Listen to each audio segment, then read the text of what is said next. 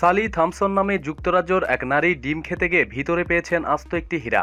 যুক্তরাজ্যের সংবাদ মাধ্যম ডেইলি মেল তাদের খবরে জানায়, গত সপ্তাহে সকালের নাস্তার জন্য ৬টি ডিম সিদ্ধ করেছিলেন সাউথ হ্যাম্পশায়ারের ৩৯ বছরের নারী সালি থমসন।